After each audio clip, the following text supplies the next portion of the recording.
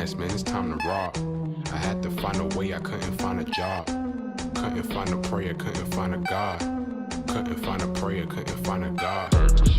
Black mass, man, it's time to rob. I had to find a way, I couldn't find a job. Couldn't find a prayer, couldn't find a God. Couldn't find a prayer, couldn't find a God. I woke up, then I logged in to that Urban X where they be flexing with that blog in. Put it down, cause my little homie called in. Had to bail him out, he in trouble with the law again.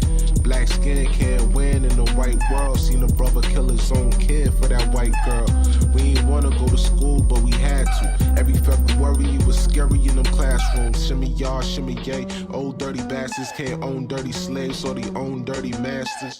Black Dot found a pot as a youngin', broke it down for his son, and now he serve it to the masses. Black mass, man, it's time to rob. I had to find a way, I couldn't find a job. Couldn't find a prayer, couldn't find a God. Couldn't find a prayer, couldn't find a God. Black mass, man, it's time to rob. I had to find a way, I couldn't find a job. Couldn't find a prayer, couldn't find a God. Couldn't find a prayer, couldn't find a God. Urban excellence, a product of my residence. From 4 to 44, Obama was the president. I told mama I ain't trying to go to church. I'm like Adam, every Adam is a product of the dirt. And I've been reaping what he sowed. I got the product, got the dirt. And I can teach you what I know, but then you got him put in work. You in trouble if you waiting on the government. I told my bro I make it out the hood, and that's a covenant.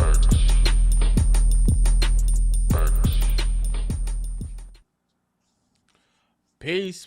What's good, everybody? Happy Thursday. Happy Urban X Podcast Day. Welcome back to the episode, or welcome back to the show. We're your hosts. I'm Malcom. This is the artist formerly known as the Black Dot in the building with you guys. Thank you for joining us, Pops. What's good? Peace. Pleasure to be here. As always, on a Thursday, we're going to stick with the Thursday because what it does is give us flexibility in case we can't show up on a Thursday. We might surprise you on a Friday every now and then because life be lifing. That's a fact. I just told Mama Dot right before the show came on, I love this because I never know where this is going to go, ever. Yeah. The minute we hit live, anything and all things are possible. Takes on a life of its own. Thank you guys for being here. We appreciate you. Let's do a quick roll call, then let's get to some stuff, man. Yeah. Let's get to some stuff. Quick roll call. I Las see Vegas. Detroit I in like here. Vegas. Detroit. I like Vegas. I got to go back this year again. Yes, Mississippi, LA in what's the building. good? We get a Nap lot Town. of LA support, man. Shout out LA, man. Shout out LA. I want to go out there, but like I get scared of the traffic. I heard like it's really, really bad. Like, Yeah, you'll survive. I mean, I was out there and we survived. Thank you for the super chat already. Let's get it. we appreciate it. South Carolina, Philly, Kansas City, Harlem what's in the good? building. Harlem in the rise. Okay. All right, so let's get to some stuff, man. Let's do it now. You are tuned into the sounds of Urban X. I guess we start off with some, with the newest thing that happened, or the most recent. We could talk about the Super Bowl, right? Super Bowl. Between Seattle Seahawks and New England Patriots. The score was not indicative of how that game was. That was an ass whipping. Patriots were not ready. That young offensive line was not ready. Drake May was not ready. The defense played well. I was impressed. with the defense, but the Seahawks, they won that thing. So shouts out to them. Eli's a sucker. What else can I say? He enjoyed every bit of it because he knew you were squirming in your seat. Yeah, and you know were what's crazy? tortured.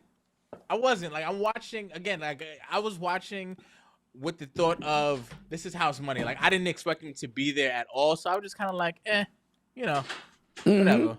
It'd have been cool if they won, but whatever. But Eli's a sucker, and I want him to know that. Okay. I want him to know that. Yes, he is. What everybody was talking about was the Bad Bunny Super Bowl halftime performance. There was a lot of talk regarding that.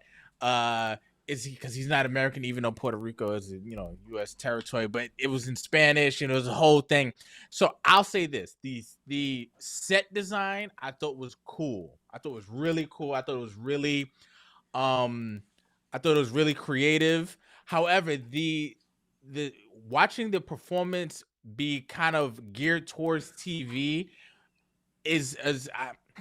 how can I say this? When you have a super like Prince, that was on a stage, it was just a performance. It's just okay, we're watching this guy perform. The Bad Bunny performance, it's only for TV. So I can imagine if you went to the Super Bowl and you watched that looked weird, right? Right. However, it was the whole Shout thing out was in Famously Spanish. Black. Thank you. Not to cut your bill, Malcolm. She said, "Come out to LA." We'll come. Fine. All right. But the whole thing was in Spanish, which a lot of people had complaints about. I'm from the Bronx. That was just kind of like right at home for me. It was like real, just like this is very regular for me. So, but a lot of people had a problem with that. However, at the same time the Super Bowl performance was happening on YouTube, Turning Point USA, that was Charlie Kirk's organization, had like the All-American halftime show with Kid Rock, and that was supposed to be their protest. And apparently when I went on there, because I wanted to see what the viewership was like, it was like 4.6 million people watching live, which is nuts, right? Well, and obviously it doesn't, I don't think that holds a candle to the Super Bowl, but I thought that was a statement. I'm not gonna lie, I thought that was kind of interesting. What did you feel about the performance, or the whole thing rather? Well, I want to peel it back with a couple of layers.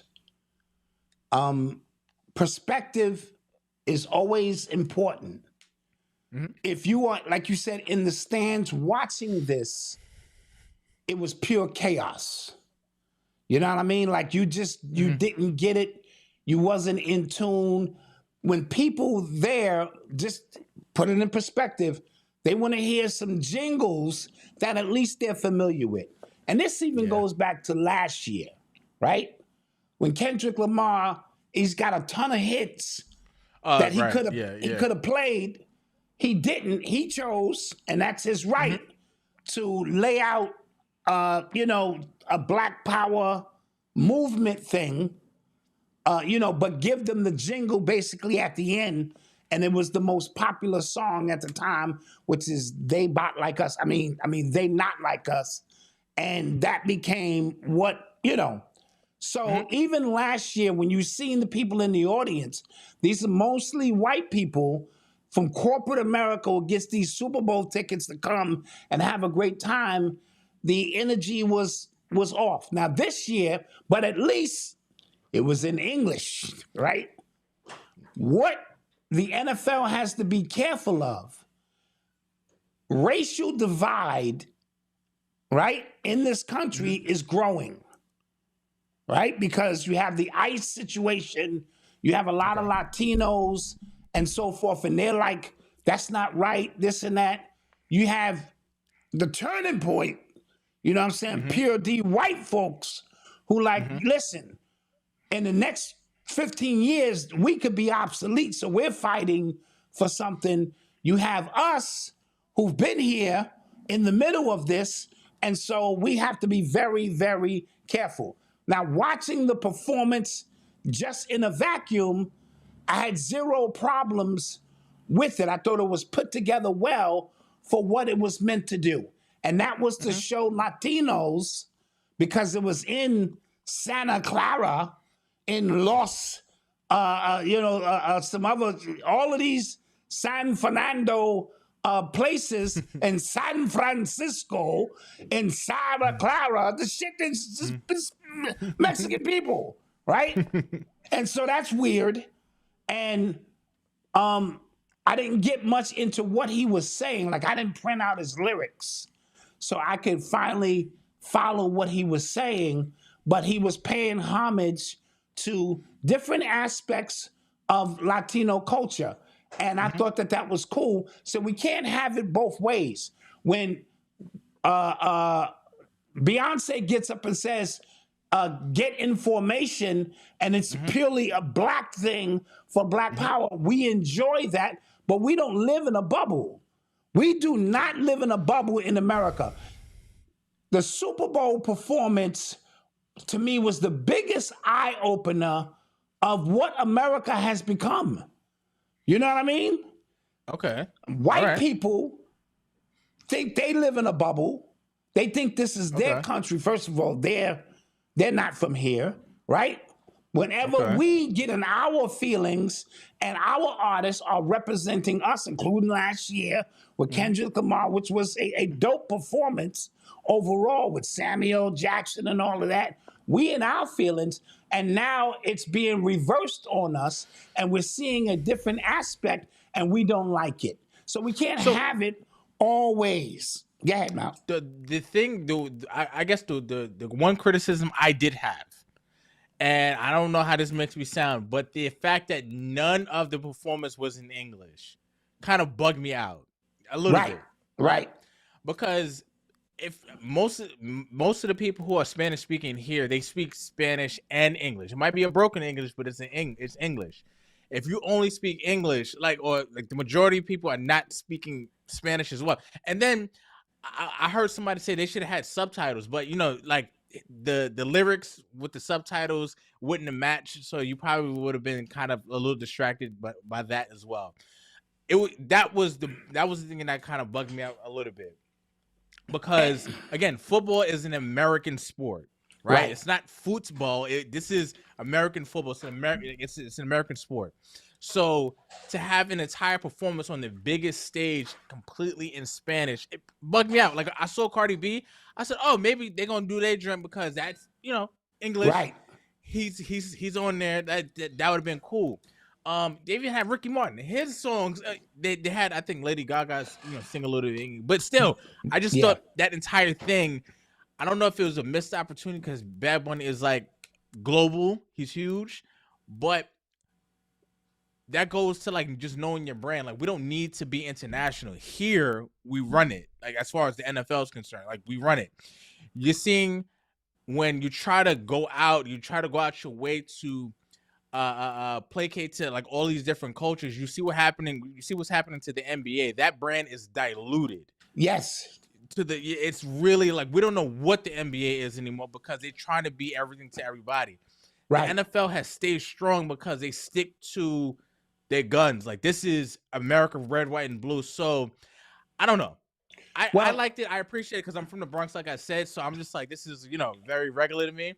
But I can see how somebody can be a little turned off by it. But that's a matter of perspective, because in the Bronx, English is the second language.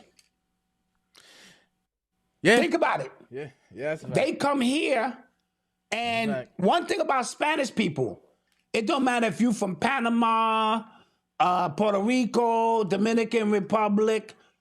Once you speak in the language, they have a bond over language, right? And they will tune you out to the point where they're forcing you, an so-called American, an indigenous person, to learn their language. So I don't know how that reflects in different places. Like I know in San Francisco and places like that, where they coming in droves and they stand clear on that. Now let's get to some ritualistic shit, right? Let's talk about it. All right, the shit opened up in the sugarcane fields, and I didn't see no black people. So I was confused because the Taino people, the original people from Puerto Rico, were black. You know what I mean? And so I didn't see no black people. That was the first thing I went, that tipped off on my head. He was wearing the number 64, and I believe that's the year of the Puerto Rican Revolution or something, 1964, when they fought to become an independent country or something. But I remember him in a vanity ad, and he had the damn black and white on, and it's 64 pieces of spaces on a chessboard, 32 black, 32 white. And so this also is a sign that, he's a part of that ish. His name is Asiano. Is it Asiano? Is that his last name? I He have no had idea. that on his jersey. Those are the, shout out to Javon Clark. It's a brother online. He goes in on this. Those are the jaywalkers from that land of Puerto Rico that run to this day, still run that land. And so he's off a jaywalker lineage, right? Whenever an artist is this huge, you know what that means, boys and girls. That means that somebody's got their hand up their back. I've told you a million times, you don't need to control millions. You need to control one who has control over millions. Yeah. And so this is what's going on. The Lady Gaga threw me off because she's not Spanish, right? Yeah, I was like, what? Like, I looked because I saw it and then said, "Is that Lady Gaga?" Because like I didn't get the connection there. I was just like what's happening there? And so she's the high priestess. That color, I recognize that color. Some of the on the ancient tablets, I think Isis or one of them with that color on there, that light blue. It struck me. Anytime you see Lady Gaga or Madonna, that's some high priestess shit, right? Okay. Him climbing up the light pole. We know that there's electrical issues in Puerto Rico, but him climbing up and doing this, that's Christ-like. You know what I'm saying? So all of these things were simultaneously happening because they never blow an opportunity during the Super Bowl time to illustrate something or convey a message. And that could be a power outage coming soon. You really don't know. You become the anchor of these rituals when they assign you, and even your boy K. Dot. I'm sorry for you K. Dot fans, because y'all getting a little annoying with this shit. You're not allowed that type of space, and they're not going to use your energy for something that they need. It just is what it is. And so overall, just looking at it in a vacuum, and you have to, there are 85% of the people watching the game, Malcolm, who know nothing about rituals, know nothing about symbology, know nothing. All they're doing is being entertained. And so they were given a Latino moment to say, we belong here. This is our country too, and we need to be celebrated. However, if English is the language, and this is an American sport, not football, like you say, then there should at minimum have been some English in there where we can be entertained. But from a ritual standpoint, they probably got done what it is they needed to get done. Now, at first, they said the ratings were through the roof, and they blew Kendrick Lamar out of the water. Lies. The official report came in, and they didn't blow K-Dot anywhere. And Michael Jackson did all of this with no social media. So he's still the Super Bowl king to me. Right now, somebody got married live. That was great. Yeah, that was real. Yeah. Different pieces. So, and what I was also thinking about as well, when you talk about ritualistic stuff, right? So what is the easiest way to kind of,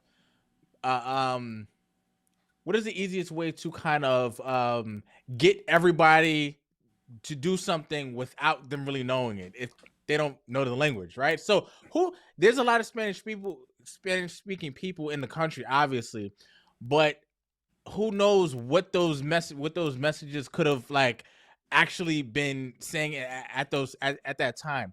And then also what I was saying as well is that it felt like the NFL is purposely trying to rage bait people. That's why I opened up with that when I said, you got to be careful with this racial divide thing, because we're in a powder keg right now.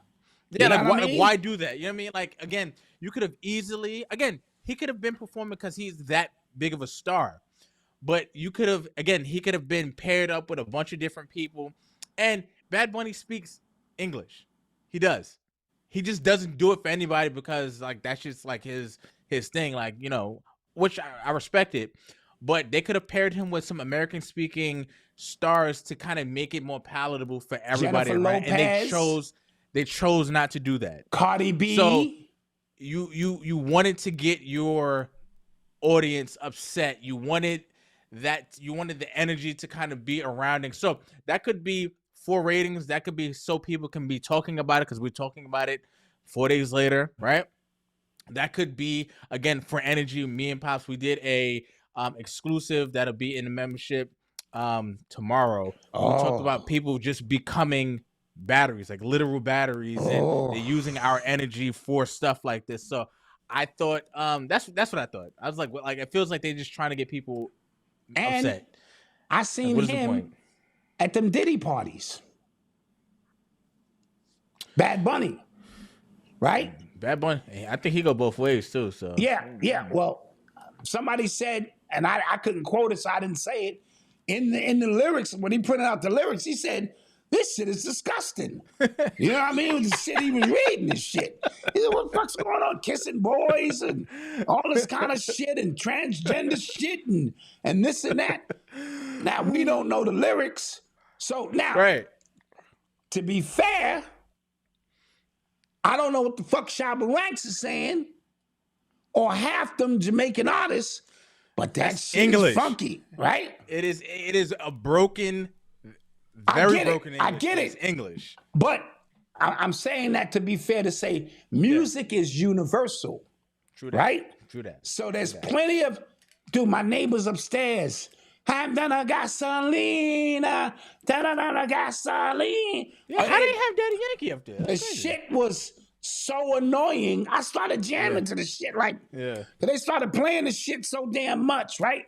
But I say, I'm closer to the Jamaican tongue and all of that. But I've been whining on girls in clubs forever, and I don't know what the fuck the song was saying, right? Listen, man. Listen, so I pulled one night in college. I have 2 kids now. Yeah, see, he ain't fucking around with that Jamaican shit, right? Okay. And so we understand music in general is universal. So you can fly somewhere and enjoy the culture. I'm from the Bronx, so salsa, merengue, bachata, all of that is like nothing. You know, we get down and we get down and we rock. If you're not from this and there's an agenda connected to it, I can clearly see how this could really anger America because it instills fear, right? They said the next, the Latino community is going to overtake Europeans by 2045. They always say that to scare you, you know what I mean? Yeah. So I don't know how true it is, but all of these things play into that. So if you just enjoyed the halftime, I'm not here to do this. If you saw some things that said that was weird, or you just was like, yo, I wanted to participate, but I couldn't because I don't speak the language. I understand that too, if that makes sense. Yeah. Yes. So sticking to the Super Bowl, the things I remember looking forward to as a child, other than the game, was the commercials. Yes. The commercials this Super Bowl freaked me out. It was all about a GLP-1, the Ozempic shots and stuff like that. It was all about AI. It was all about it was a very clear a message that was trying to be sent. Everything is going to AI. Everything. And our entire economy is being propped up by AI. Somebody said something, and it was just like commercials now. They just trying to throw any celebrity in the commercial, and it has no creativity. There's no comedy to it. There's no rhyme or reason. We're just piling everybody in here, and then AI, and then Mike Tyson calling everybody fat. That bugged me out. I was like, what the hell is this? That was crazy.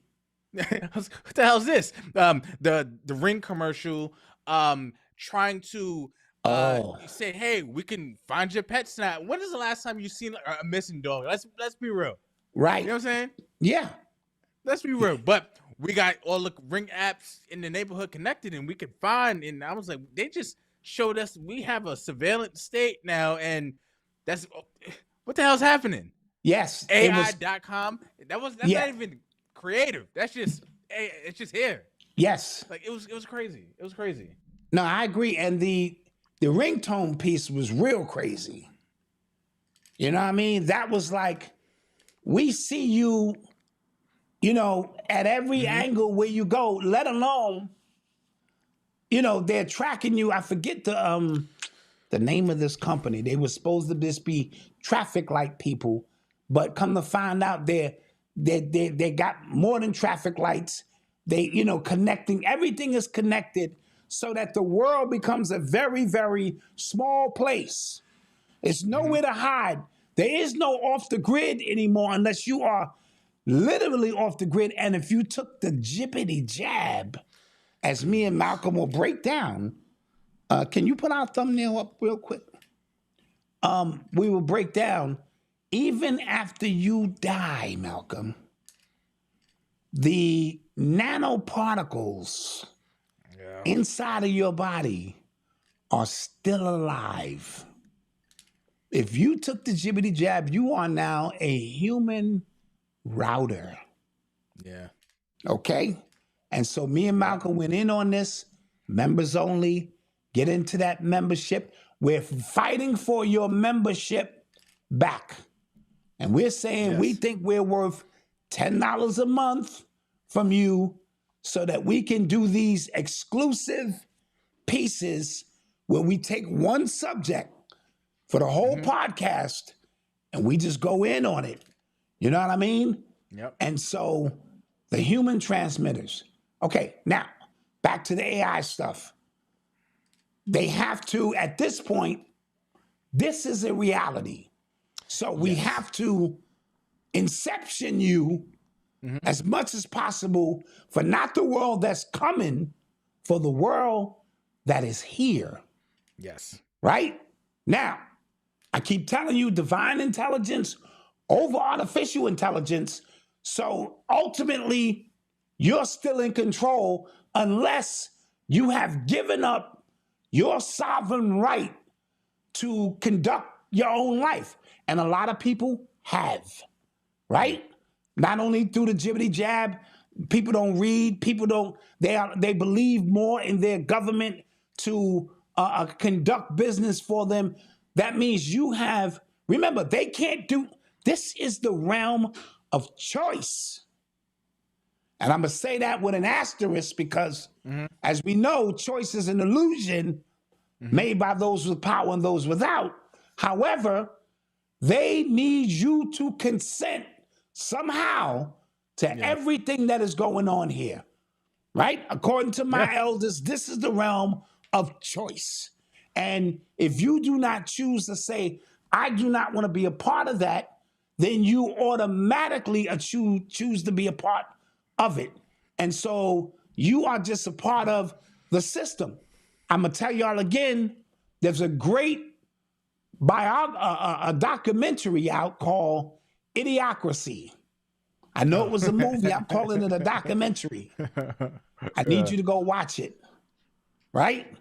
Yeah. Common sense is so removed from these situations that if everybody is under hypnosis, the one or two people who are not look crazy, not the other way around, right? So if you don't believe Trump is the devil or whatever it is, you start looking crazy. My elders, and this was Bobby in particular, he said, keep an eye on the strange ones, right? The ones who, they just see the world different.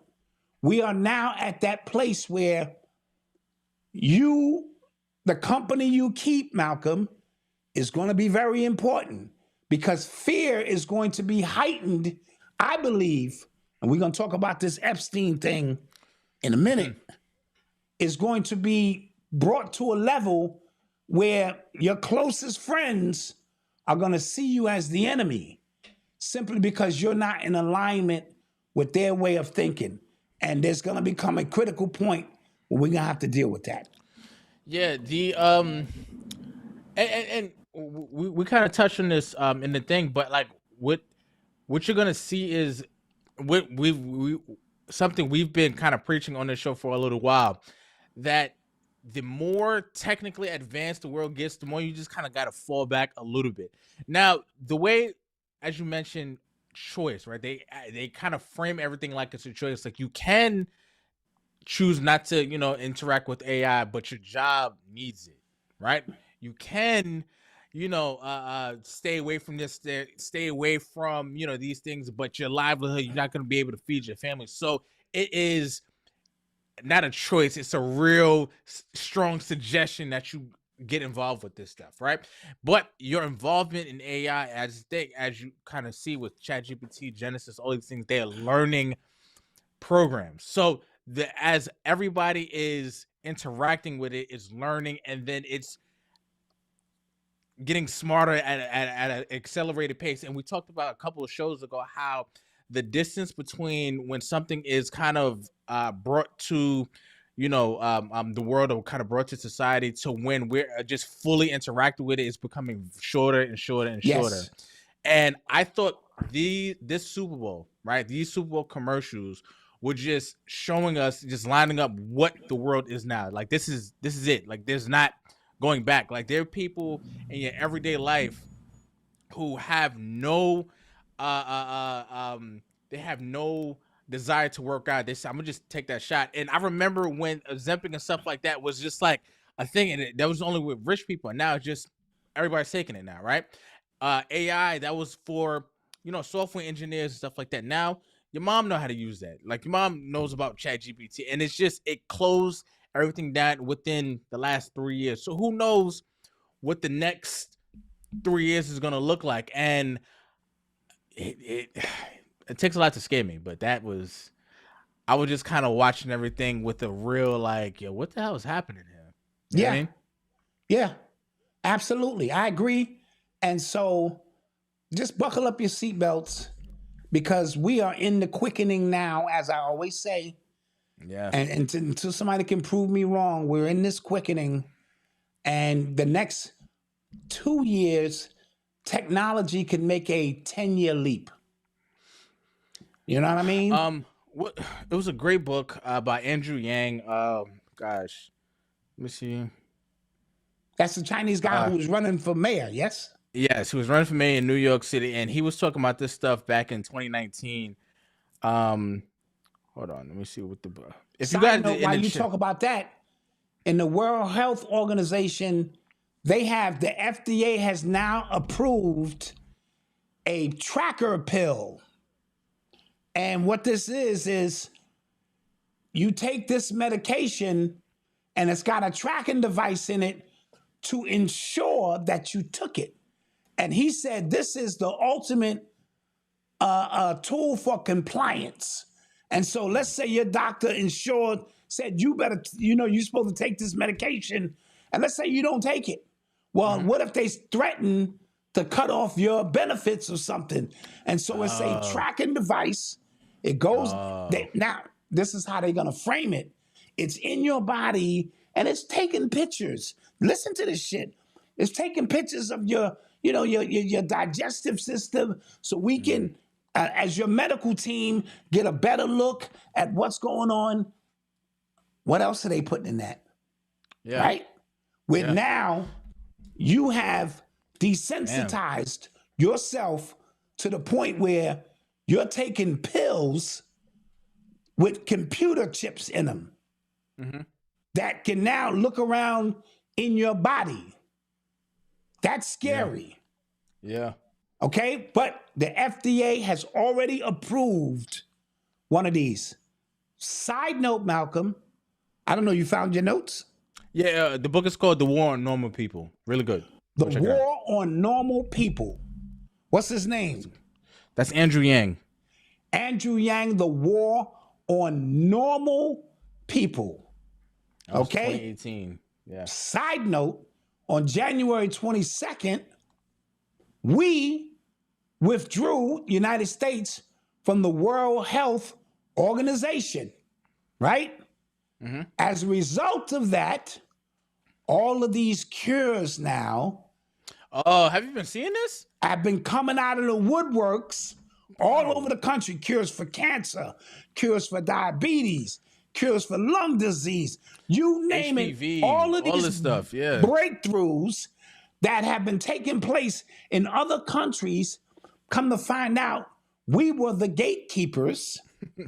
America to make sure our pharmaceutical companies can benefit off what it is that you didn't know. So they keep you sick here. Nobody's trying to heal you. They're keeping you sick so they can continue to, make money off you and all of this stuff.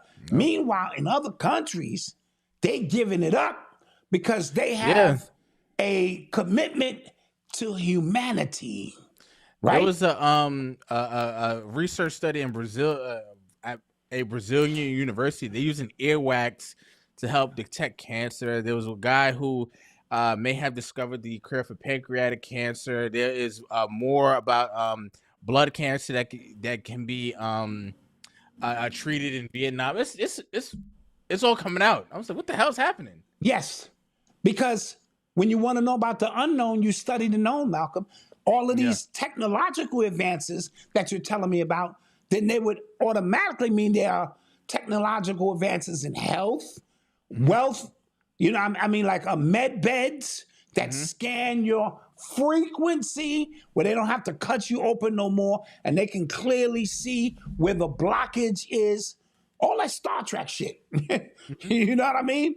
And so America was the gatekeepers for all of that by making sure we here did not know. Now, there were a few people here who would travel to other countries and get stem cells, all of this stuff, because other countries like Panama and different places are making advancements.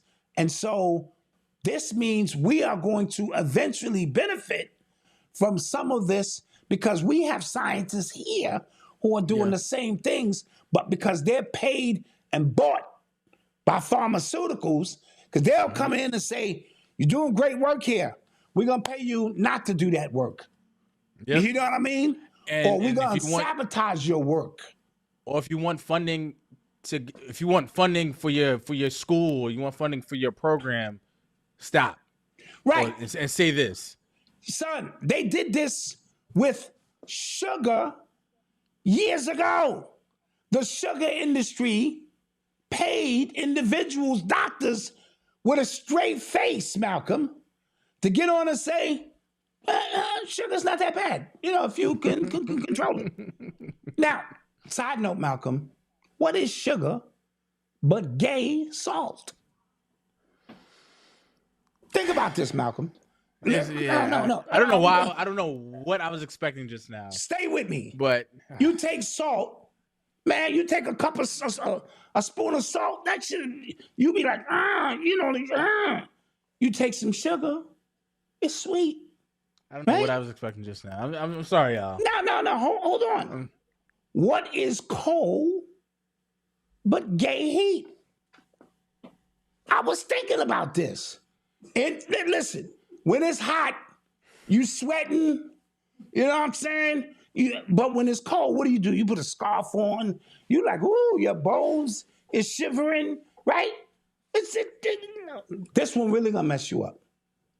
Who is Dr. King but gay Malcolm X? I have a dream.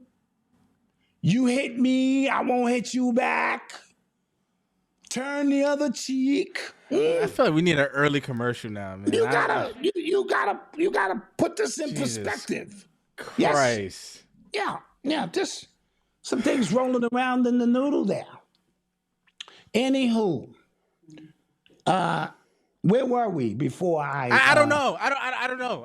What were we talking about? Oh, World Health Organization, pharmaceuticals, industry being paid off to lie to the public people. Boom. Jesus Christ. Yeah. I'm sorry, guys. I'm sorry.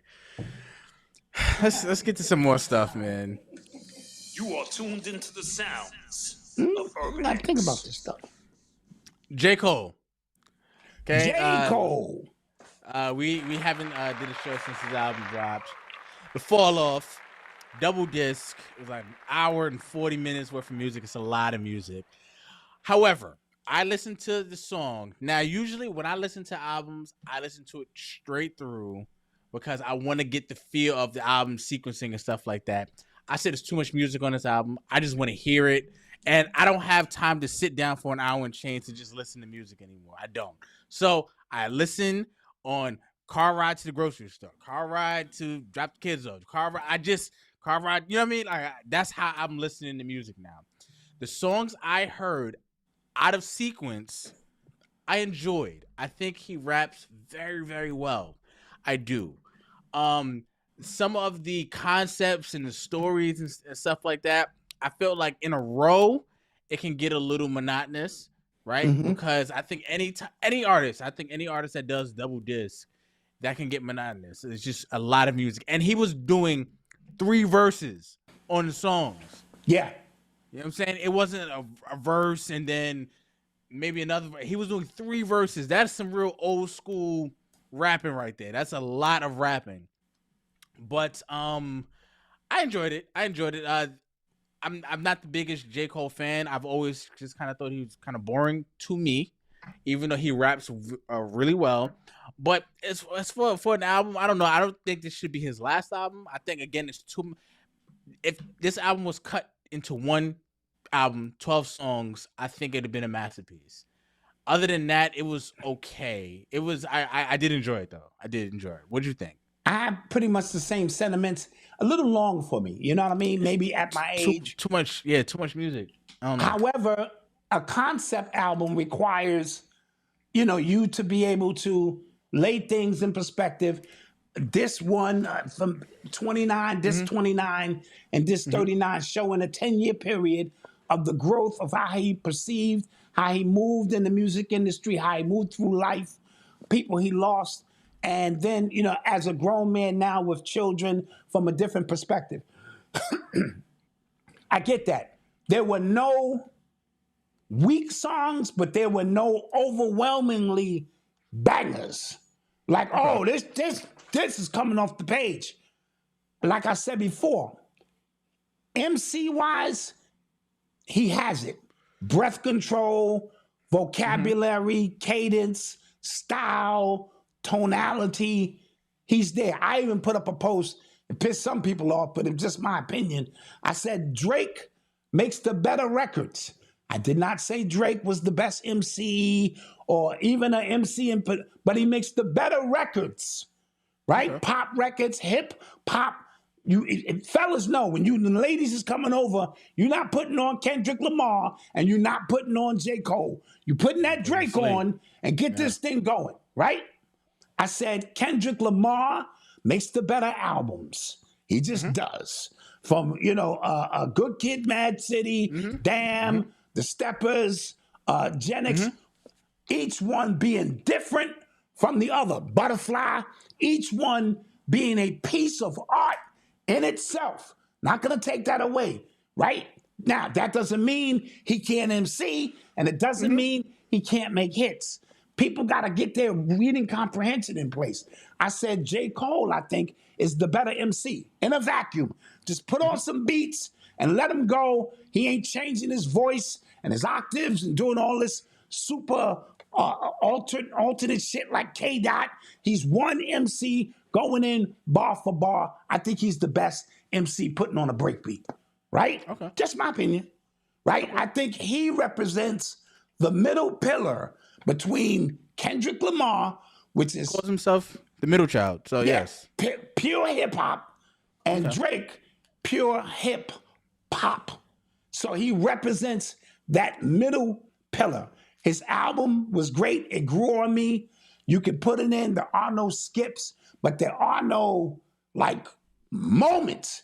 I appreciate on the second disc, he paid homage to a lot of people. Outkast, DMX. Yep. A few other individuals, Common, using their hooks, Common. And I thought that aspect of it was great. But overall, a little long for me. Had he did about 14, maybe 15 Like, songs. I think anybody, and mind you, like I don't know, I feel like rappers feel like they need to have a double disc in their catalog for some reason, right? Like everybody, Biggie got one, Tupac got one, like everybody had, Jay-Z got one, like Drake got one. I feel like rappers think they need that, but I just Jay-Z got a double CD? Isn't Blueprint 2 a double disc? You might be right. I don't know. Yeah, pretty sure. Side note, I like the Rollout by J. Cole. The Clue. Yo, listen. My friends were calling it performative, right? Because they're saying you multimillionaire, what you doing in a beat up car, driving with CDs. The more, and at first I'm like, yeah, this is corny. The more I see it, I appreciate it. I'm like, you know what? This is fire.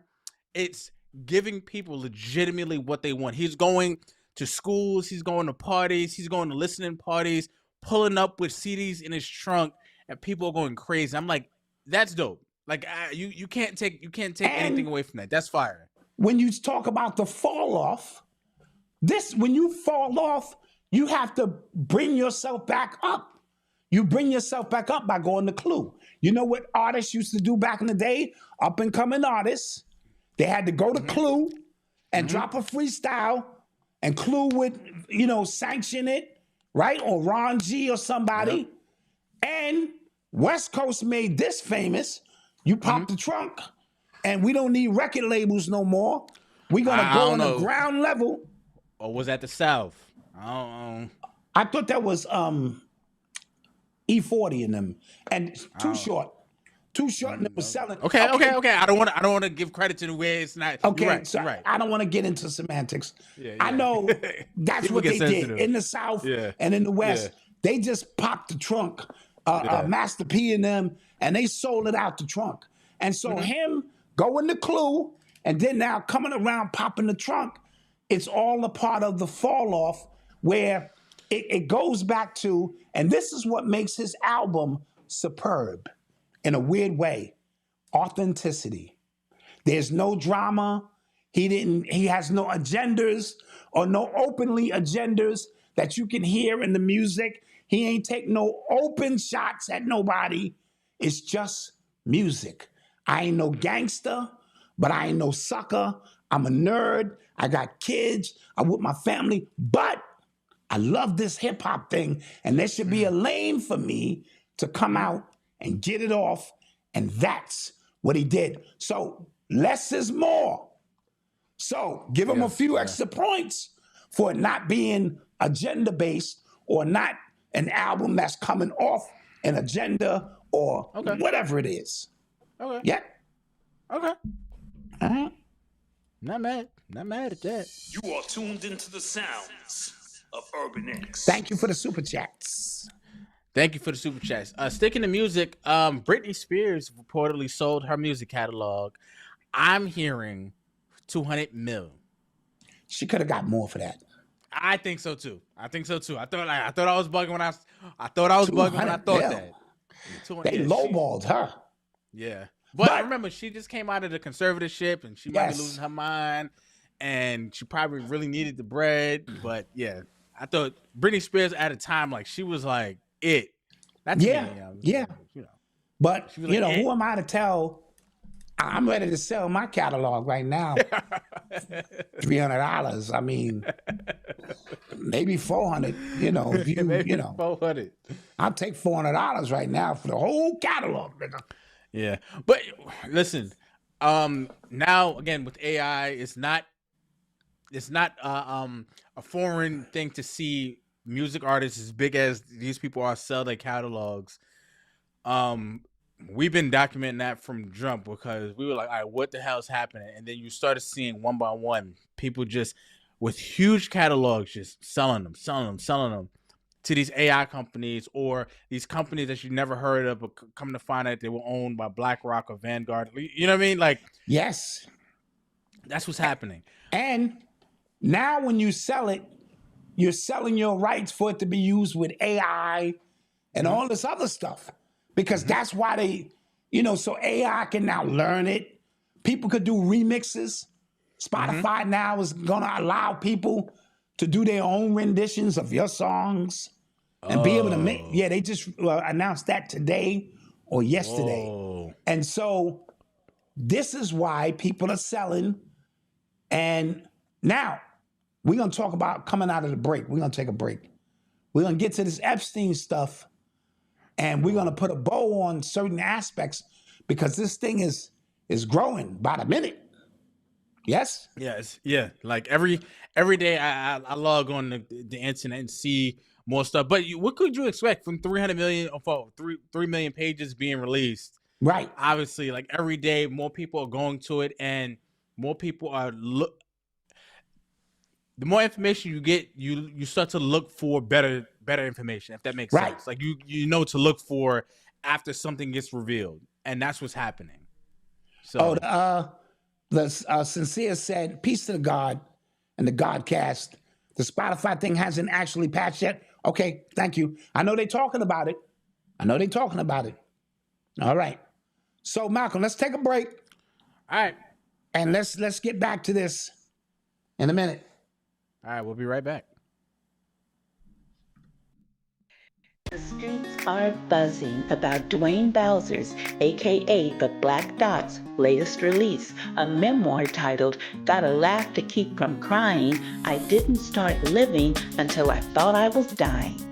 I couldn't wait to get my copy and check out the boxed limited edition that features a recorded greeting from the author himself.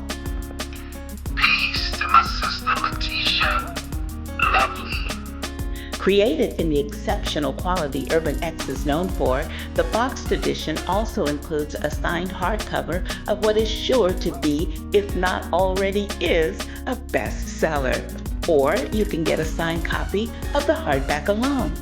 Whether just the book or the limited edition box set, don't miss out on one of the most exciting releases this year. Congratulations, Dwayne Bowser. Shout out to Urban X.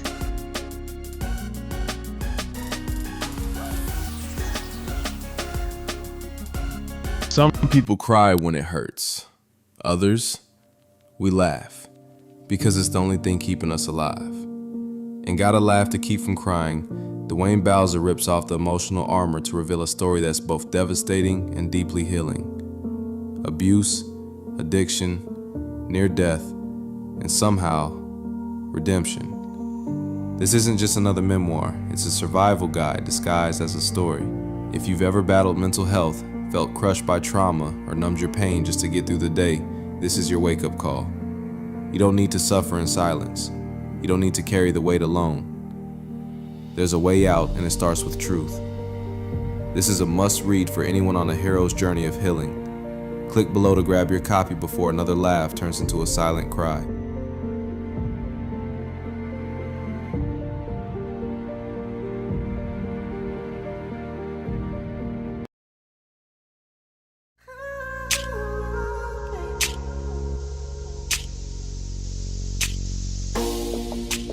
Hello, wealthy family. This is Chanel, Ascending Infinite Goddess, your favorite angel oracle.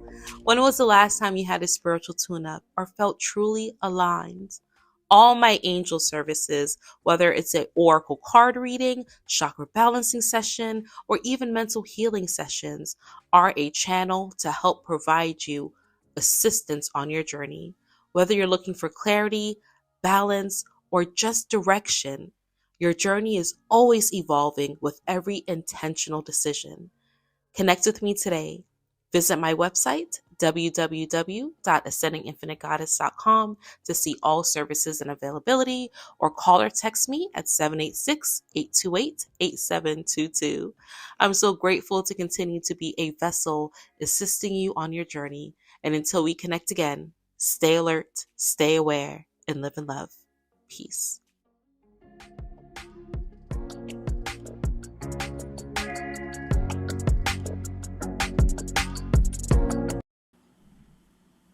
And we're back. Visit shopurbanx.com and dwayneBowser.com. Get that book. Get all his books. Okay? Yes. A lot of books. Okay? Also, We got a Black History sale going. 28% off. 28 for 28. Please go support our shop. We got these in stock. How much are these going for, Mama Dad? $20? Look, you can get this for $20, man. This is fire. Thank you for the super chats coming in. Thank you for the super chats. Shout out to the morning meetup. We meet every Sunday at 11 a.m. The family gets together. It's a community meeting, and we talk about whatever's on our minds. Shout out to the UX90 group. You can be a part of that for $10 a month. Come on in. You got some stuff you want to talk about. You got issues. You need help. You need other honest, unbiased opinions on stuff. Man, we gets it in that membership. You know what I mean? Malcolm, we even got an app out. We got our own app. Yes, Urban X Podcast app. It's on iOS and Google Play Store. It's free. Go get it. You can join the membership, the morning meetup, from the app. Watch the exclusives and all the courses and stuff we got from the app. Go check it out. Yes. And what else? What else we got? And Chanel. Chanel, Ascending Infinite Goddess. She's doing her thing. You want to get a reading done? She is available, right? Yes. And we vouch for her work. We vouch for her heart. We vouch for her spirit. Here. And we don't do that. What you say? She's not available. She's not available because she's married. Oh, yeah. I didn't mean she was available, but I'm simply saying, get on her calendar for a reading, should I say. Yes, sir. So those are the announcements. Malcolm, let's open up with Little John, his son. Yeah. Was found deceased, unalived. Yeah. Mm-hmm. So we want to send our deepest condolences out to him, his family, and anytime you talk about children or your children passing away, I don't know all of the details. I don't know if he was facing any kind of mental, illness or whatever the case may be, but he was looking for his son for 3 days, and I believe they found him in a nearby lake, And so our deepest condolences go out to him and his family. Absolutely.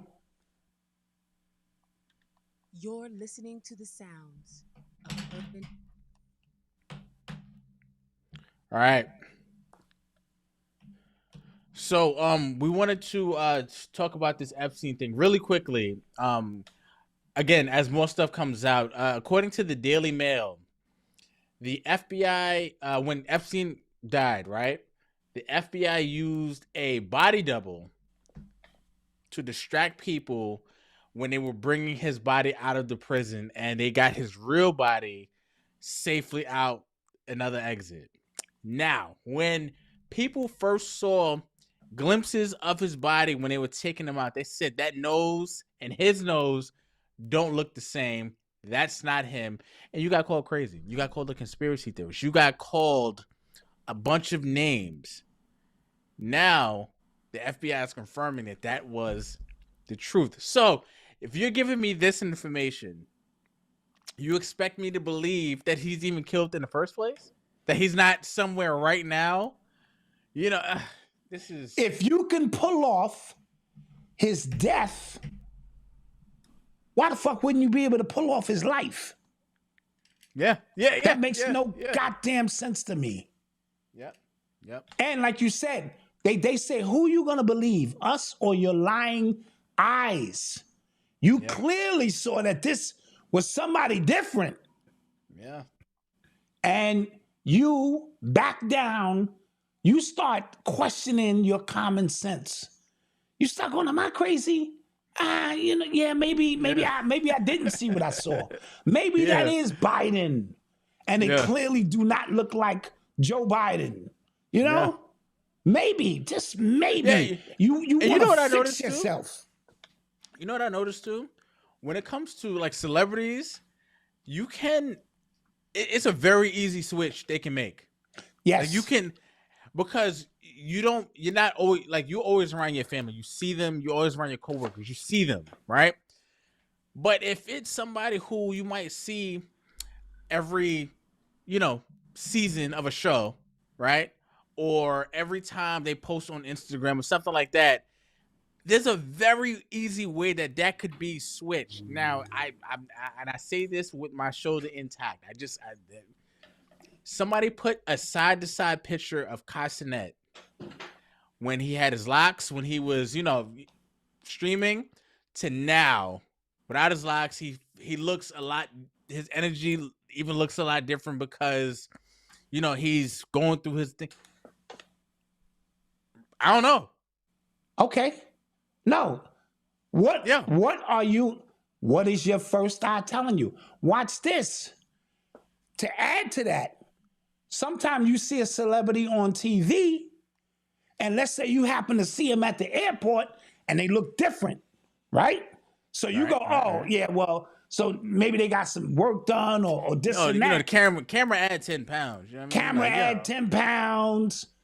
That cousin of Dave Chappelle's, she swore. Why the fuck would she say that? Why would she just come out and say, that's not my cousin? Right? Now, you can believe whatever you want to believe. I know that there was a skinny Dave Chappelle, and then I know there was a fat one. And I know the fat one, I see his knuckles, he look fucking crazy half the damn time. Same funny guy, right? The truth is stranger than fiction. It's not hard for them. Look how realistic those masks look, right? Yeah. So it's not hard for them to pull off getting Epstein out of there because he's too valuable, he's too important. Yeah, there was also another report, and they're just putting this stuff out. I don't know, like I said, I think the contract with the universe is up. They said, you got to just start telling the people the truth.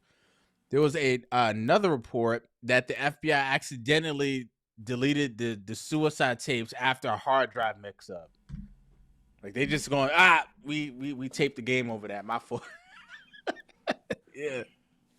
But listen, if you believe that the coordinates to the moon, the most advanced leap at that time that we in the world had ever made, we went to the moon. Right? We used, now, let's play this out, right? We, with jet propulsions, like in order for us to get out there, we needed a thrust of engines, jet propulsions that all broke off. And there we were in the capsule, sitting back in the seat, everything clear. We're now approaching the moon, and we landed.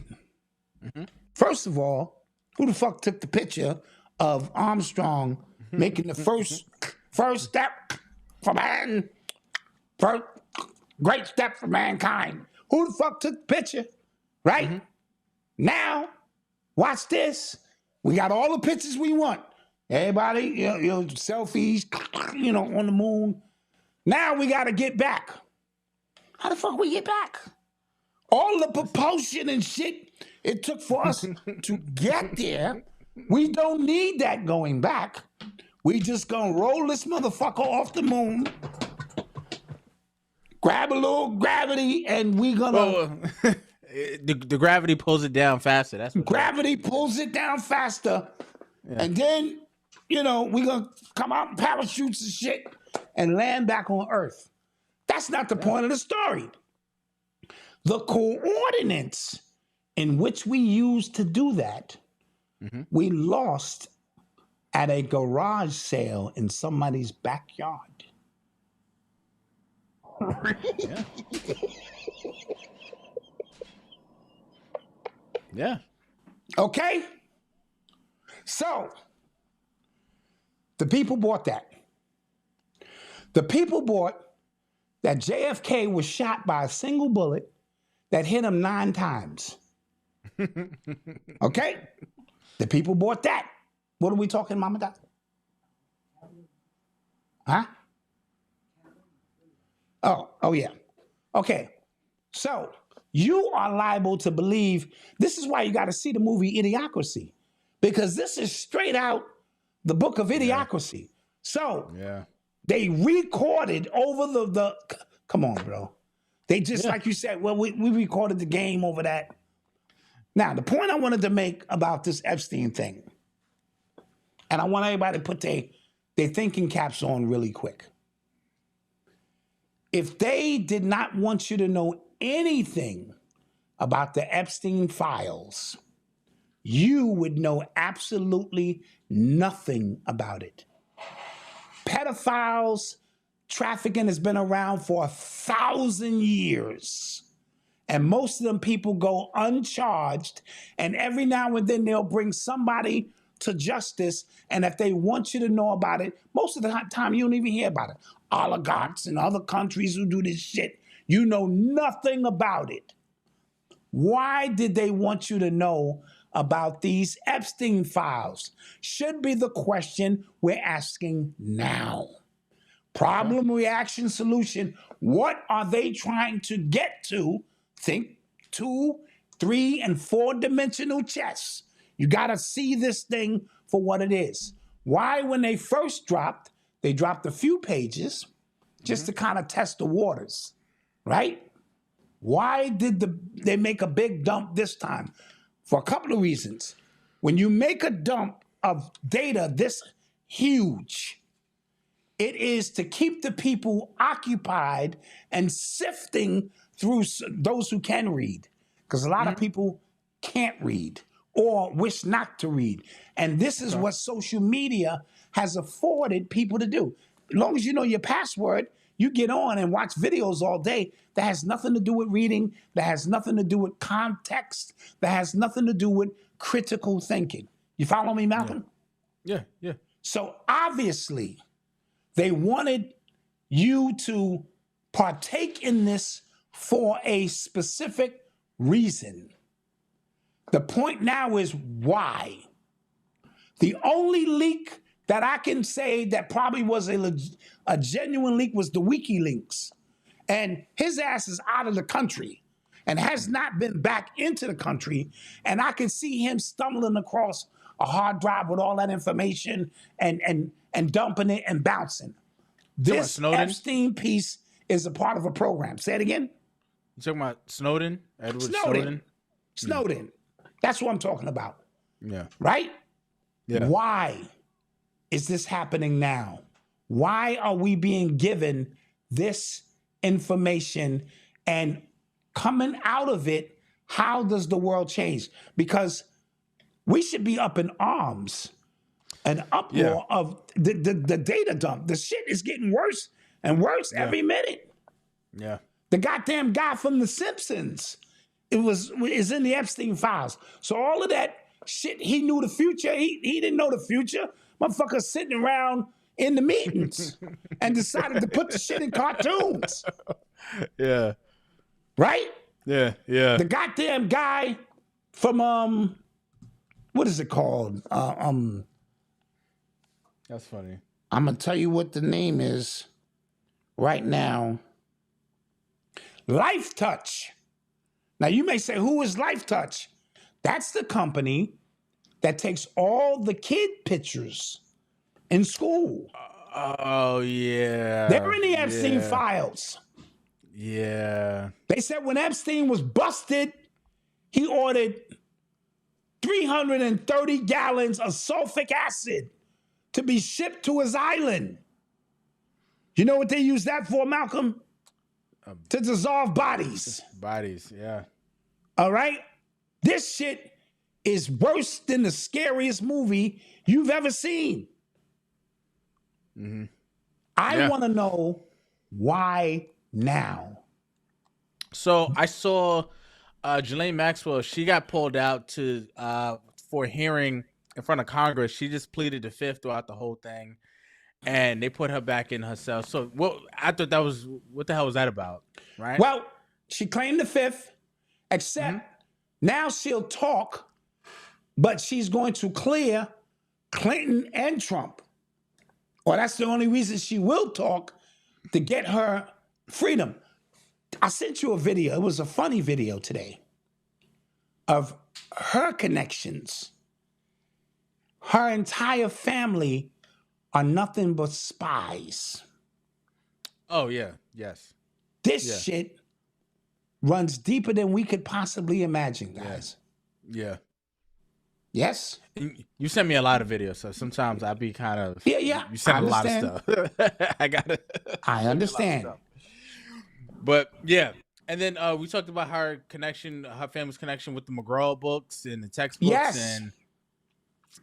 And the family controls all of that stuff, so they catching everybody from young, from the information we learn. That's why I always thought, like, there was a meme about, like, history in school. Like, you learn something, you go, it went this way, and then you get to middle school, it went this way, and this happened. And then you get to high school, it goes, it didn't really happen this way, it happened this way. And then you get to college, and it's like, oh, that's wrong. But by that time, the programming is already in place, though. Hardwired. Yeah, you're already hardwired. Yeah. You know what I mean? That's why those who control the world they are never in jeopardy of losing their control, not from a academic, financial standpoint. They run all of that. They can only lose a spiritual war, and that removes time, space, and anything material. They can never lose an economic, academic, any of those wars, because they run every aspect of that reality.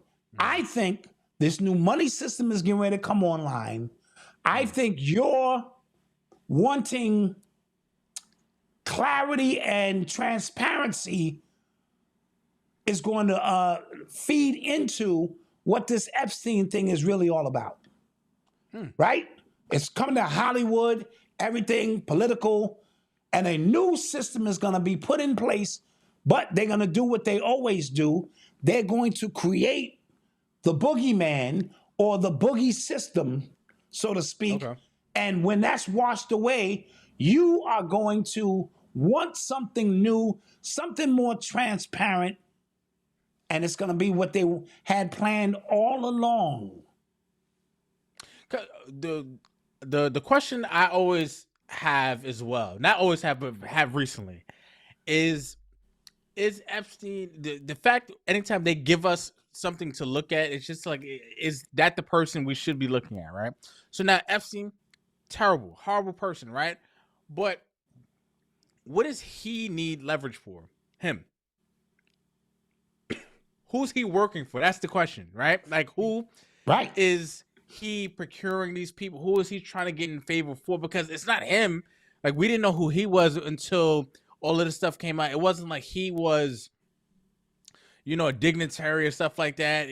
He's not running a country. So who is he getting this for? Now, he, quote unquote, he's dead now. So that's easy for the person who he was actually reporting to kind of get off. And everybody is focused on Jeffrey Epstein. But who is the one behind him? Pause. I don't know. Yeah. I don't know what the hell that was about, like a damn tractor trailer. Now, Epstein, let's pay attention, is a problem. He's not the problem. Right. And I think we get confused with that. Like, Donald Trump is a problem. He's not the problem.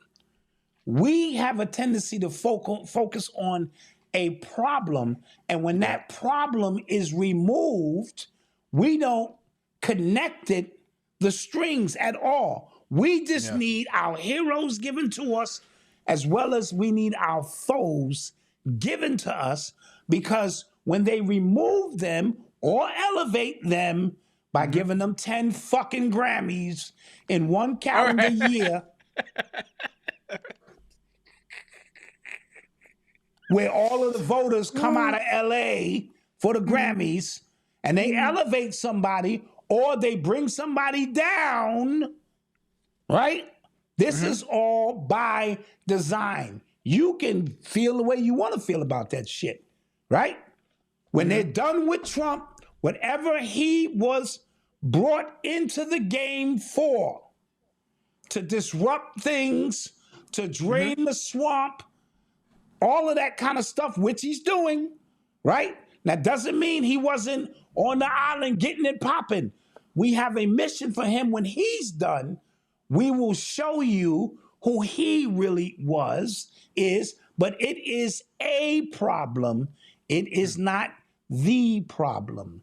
Until we change our mindset and we start going, okay, I see Epstein, but now I want to know all the strings attached.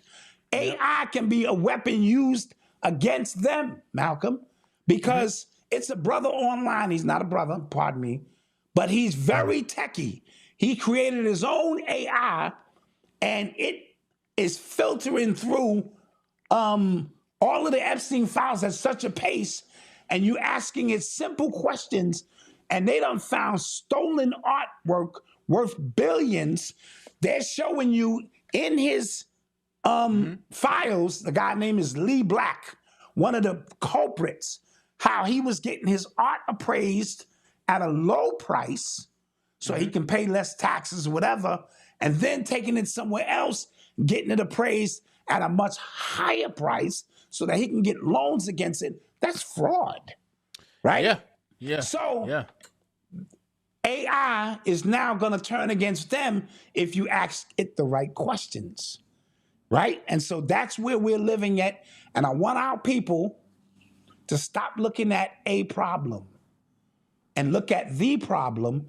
That's called metaphysicianist. That's how you become a metaphysicianist. Metaphysics, we don't look at the cause. Yeah. You know what I'm saying? I mean, we don't look at the effect. We go to the cause. Or we continue to try to weave our way to the cause. Epstein is the effect of a system that has been in place for 5,000 years. They've been eating babies and doing all kind of weird. I saw a tweet.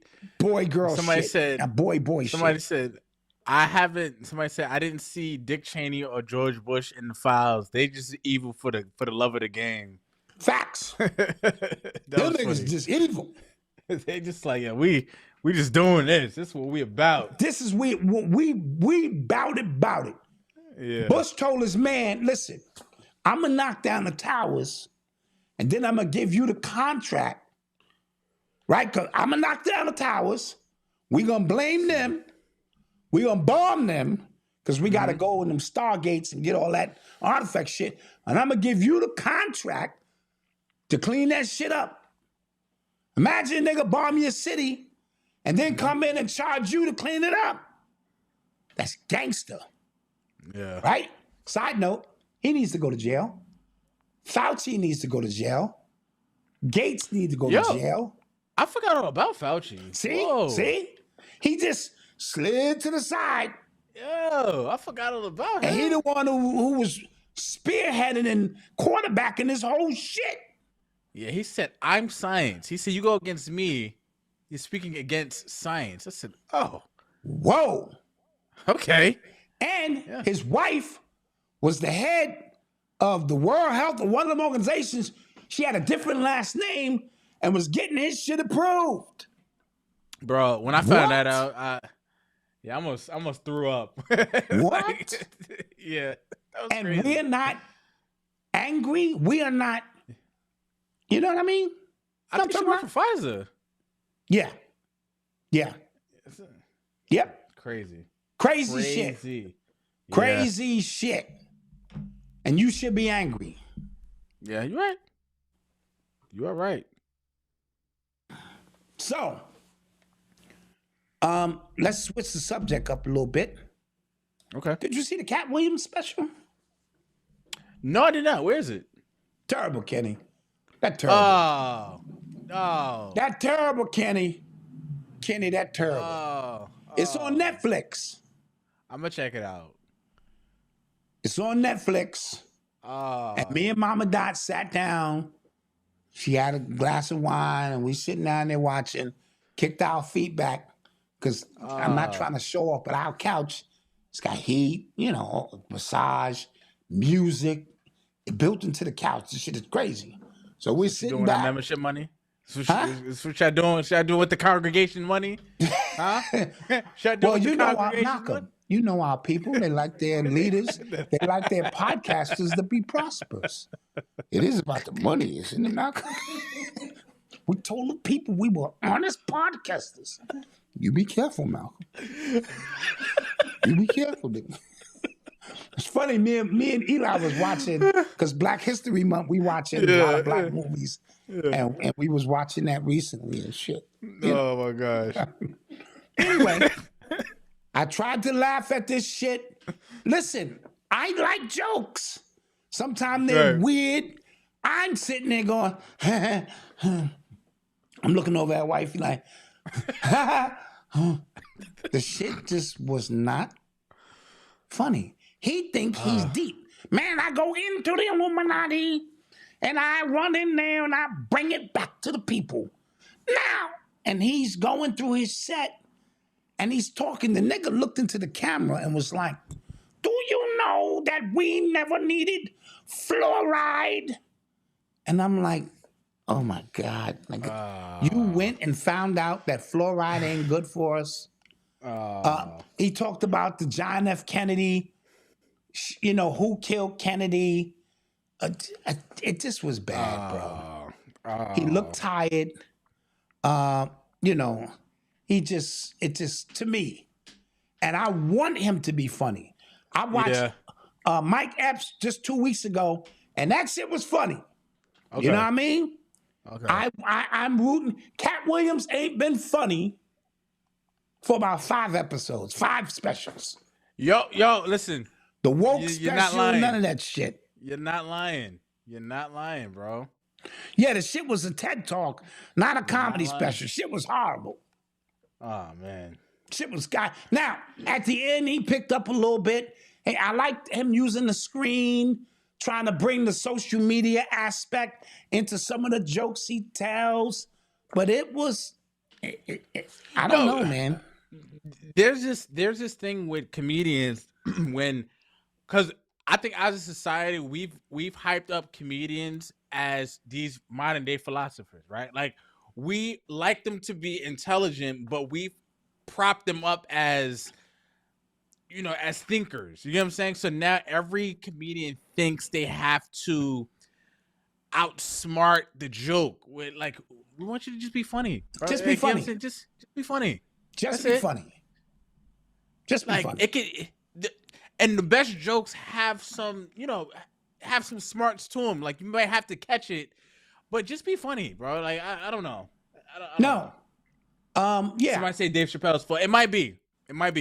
It could be Dave Chappelle's fault because he is naturally intelligent, right? Right. And so he has found ways, and that's a Virgo thing too. No disrespect, us Virgos, we lay things out. We make simple things complex. He has a unique way of doing that to get you to think and laugh, but that's his lane. Don't try to do that shit. Yo, the last real funny Cat Williams special that I laughed at was the one he called it It's Pimpin' Pimpin'. Is that the one where he had in the green jacket? No, that's Tink Tink, Lil Tink Tink. That one. That one was funny. That one was funny. You get what I'm saying? Like, the tiger. He had right. That one. Like, he had jokes that are current events, stuff like that he just kind of weaved in. That was funny. You know what I'm saying? I don't know what this thing is. Speaking of Black History Month, so me and my wife, we're kind of doing the same thing, right? And watching like hood classics. Now, I'll admit, this is I'm being vulnerable with you guys. I had never watched Poetic Justice all the way through. Okay. I've always watched it kind of like, Wake Up, it's on BET. Like, I had never watched it all the way through. So this is my first time the other day. And John Singleton, he needs that dialogue in there. The way Tupac was talking to Janet Jackson, I was appalled. Appalled. Like when they was driving, I was like, Tupac, no, I can't. Oh my god, had Yeah. never watched it. Yeah. It's been a Couldn't while believe it. since I've seen it. Janet went and got an AIDS test right after that movie with Tupac. No, No, seriously, she did. You know, she was like, "Well, this nigga crazy." Fuck. I was appalled. Me and Eli was in there watching Boys in the Hood Huh? tonight. You know those and two. last night. Those like so. Some of you might not know, but apparently those two movies are kind of like connected. There's a few characters in both movies that are the Yes. same. They kind of mention the names of Monster and Doogie from Boys in the Hood, and I thought it was cool. I caught it right at the part. You know, Cuba Gooding was in the car. Let me out. Let me out. No. Let me out. Yeah. So, yep, that's what that is. You are tuned into the sounds of Urban X. Yeah, don't judge Malcolm. me, guys. They Yo. killed Kurt Cobain. Ah, yeah, his death was ruled a homicide the other day. That was Independent studies that was done 30 years ago. yeah. Forensics said it was impossible for Kurt Cobain to off himself based on a number of factors. Now, the police in Seattle and the district attorney, they're sticking by their story, but this independent forensics with a lead forensic guy who said the way his body was, the way the gun splattered, the amount of heroin in his body, he could not even have had the strength to pull a trigger, the splat, the left hand, which they say he used to pull the trigger with that type of rifle or shotgun, is impossible because it would jam. There's always a kickback. There would have been blood on his left hand, no blood. The needles that was used to inject the heroin in his body was different than the needles that he had in his cabinet that he used to get high. The way they could tell they dragged him from his feet from one place to another based on the way it's been. These forensics teams, they don't play. When they come in, this is what they do. They can look at a scene and tell, no, that person's body was moved, this, that. So the unofficial report is Kurt Cobain was murdered. Now, they even said the letter, suicide letter, the first half of the letter, he spoke about leaving his band. The second half, which seems to be in like a slightly different handwriting, he spoke about killing himself. And so why would I need to say I want to leave my band if I'm going to kill myself? Why not just kill myself? That makes no sense. And so for the Kurt Cobain fans, and I was into Nirvana and in Teen Spirit and all of that at the time, here we go, right?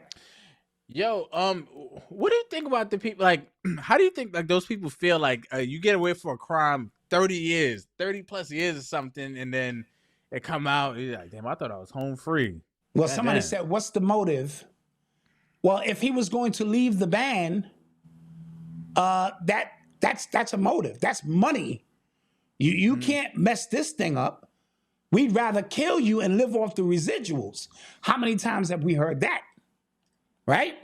You're worth more to me dead than you are alive if you are not going to be in compliance with what it is here that we're doing. Facts. Right? I heard years ago that Jimi Hendrix was murdered. You know what I mean? He was out there in London with the goddamn Rothschilds or some shit. And, you know, that's a whole nother story. And so, you know, sometimes these individuals, Bob Marley, listen, we can go on and on and on of individuals who are not playing the game that needs to be played and the cost, you know, the price that it cost. So I'm not saying he killed himself or not. I'm just sharing with you the new information that came about. Okay. You're listening to the sounds of Urban X. Yeah, somebody said Bruce Lee. Yeah, them families out there, them Chinese families ain't And like he's that. he's from the actual one of the 13 bloodlines. He's one of the 13 Illuminati bloodlines. He changed his name from L.I. to L.E.E. to sound American. That nigga name is Bruce Lie or Bruce L.I., which is one of the 13 Illuminati so-called, bloodlines. And he was teaching this sacred science to Negroes. What? What? You gonna marry a white woman? What? No, you gotta go, my nigga. You out of here. Son. Bruce Lee is an intricate part of hip hop culture. You know what I mean? He was Word a to DJ. Wu-Tang. He was a DJ. He was juicing and shit back then, dropping bombs. He hung out with black people. Yeah. I used to have my karate slippers and my nunchucks and shit. I used to go to 42nd Street and watch a triple feature. Yeah, I did all that shit. Yeah. Let's get to some more stuff. Let's do it.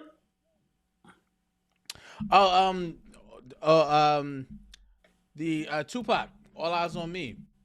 All Eyes on Me is being presented with a Lifetime Grammy Award for Tupac. Nice. Because Malcolm, it's obvious he wasn't good enough to win a Grammy while he was here. You're not gonna get this. You're not gonna let this. And others can win 10 in 1 year. But Tupac, so they had to wait until he died to give him his flowers. So no, but big up Tupac. I'm just messing with you, K-Dot fans. I love you all. Tupac, he's gonna get one, and congrats to him for All Eyes on Me. So big up. Yeah. Yo, what'd you think about the that video of Ja Rule on the plane with Uncle Murda and Tony Ayo? Yeah. Tony, what is his name? Tony Ayo, Ja Rule. Tony Yayo and Uncle Murda. Uncle Murda, yeah. And a couple other people on the plane. And Ja Rule was by himself. Ja Rule's by himself because he's not a premier artist anymore. And so the price that it would probably cost to have security with you now, he can't afford that. And so they just so happen to all be on the same plane, and they could have conducted themselves like gentlemen and waited until you got off the plane if you really wanted smoke. You know what I mean? Wait until we get off the plane. We already got our team with us. We're going to get this nigga for some shit that happened 30 years ago. But not to me, decided, and not to us, to somebody who's not, right? To somebody whose private jet we're not on. Right, we're not on the private jet with Big Boss 50. We riding around, and they chose to act like niggas. Yeah, that was bad. They chose to act like niggas, but big up Ja Rule for doing what I would have did. I would have caused a scene. Yeah. Fuck that shit, y'all niggas want it? And throw a pillow at this nigga, let's go. And and then they have them take me off the plane like, y'all niggas lucky they taking me off this fucking plane, or I would have fucked y'all niggas up. I did the same shit. Why sit there and have the niggas kicking my seat?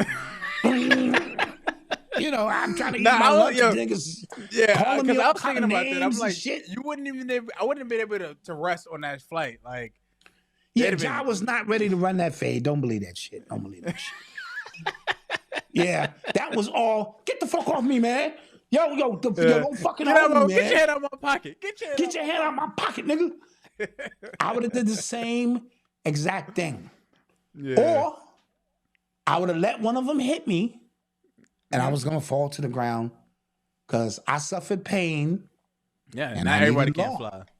Y'all on no-fly list now. Yeah, now you're on the no-fly list, and y'all in first class acting like niggas. Come on, man. Yeah, that was bad. It was bad. Fucking bad. We think speaking of 50, him and T.I. have been going back and forth recently. about a Because versus or something. it started with the verses, and I think 50 basically 50 I don't know if he doesn't want to do a versus. I don't know if he just kind of feels like it's beneath him, but he's just been, talking down to T.I. Called him King Rat, and then T.I. didn't like that. He playing on my name. You a rat. I got paperwork on you, and that's devolved into a bunch of name calling and things like that. And It's 50 being 50. T.I. is now trying to, I don't know if his money running low. He's trying to reinsert himself into the realm of relevancy. First of all, he tried the comedy thing. I heard that was terrible. that new You know what song I he mean? got is fire though. The joint was Swiss. Oh, the joint he got out is fire. It was fire. That shit is fire. Yeah. I'm not even gonna hold that. That shit is fire. Now, if that's a precursor to an album coming that's gonna be like that, I'm willing to listen. Just 50 being 50, no big deal.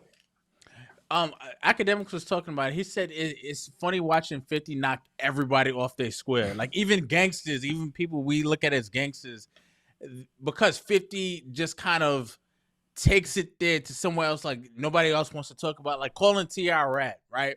We saw the tip commercials. We saw that. We saw him get off for 3 silences. We saw that.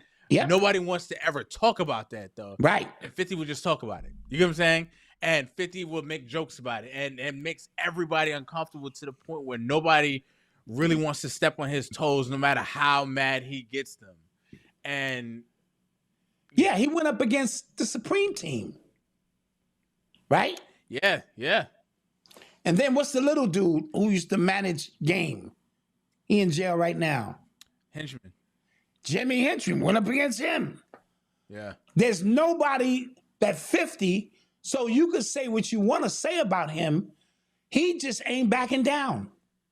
Yeah. I heard he backed Suge down.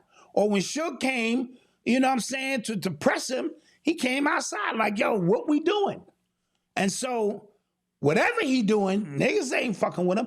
I've been had beef with him, but, I'm waiting to run into him so we can see what it's going to be, Even though I think that versus will be really good. Me and 50? No. T.I. and 50. T.I. and 50. I think 50 smokes T.I. I like T.I. It's a regional thing. 50 got hits. Mega hits. Yeah. You think T.I. got mega hits? He got regional hits? No. So he ushered in an entire, like that trap music stuff. He was one of the forefathers of that. Like, okay, the whole trap sound. I would give him that. Even though I think 50 would win, just off Get Rich or Die Trying alone. Like, yeah. But I do think T.I. has a catalog. I just don't know who he would go against. No, I'm not saying he ain't dope. I just don't think he can rock with 50. Yeah. You know what I'm talking about? Yeah. Yo, you know what? Go ahead. I think Kanye could beat all of them in a versus. Well, yes, obviously. All of them. Obviously. You didn't say anything just now. He can beat 50, Jay-Z, all the way down the list. Yes. Smoke all the niggas. This has nothing to do with music. This is kind of going back to like conspiracy stuff like that. Somebody asked a question like, yo, how come Anonymous isn't, exposing, remember the group Anonymous? Yeah. How come they're not exposing like, the redacted files, they're not hacking, stuff like that? And then somebody came out, he goes, yo, that Anonymous thing was not real. And then he explained it. He said Anonymous was at first it was a group of people who just got together to troll companies. That's what their whole thing was. We were trolling people. They were taking down websites just to be funny.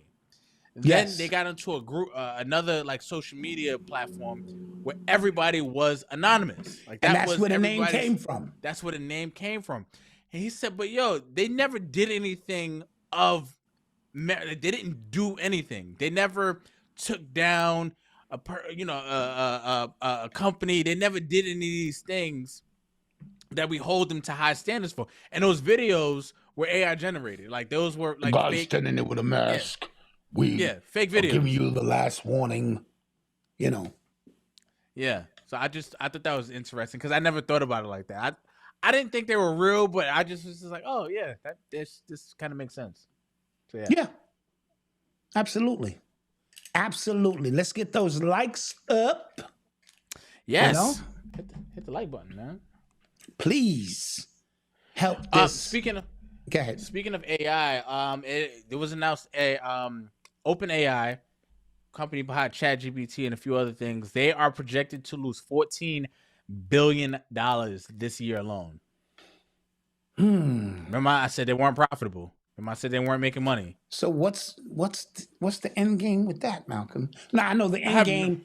Your attention, right, is probably more important than the tangible money, and so look at it like this.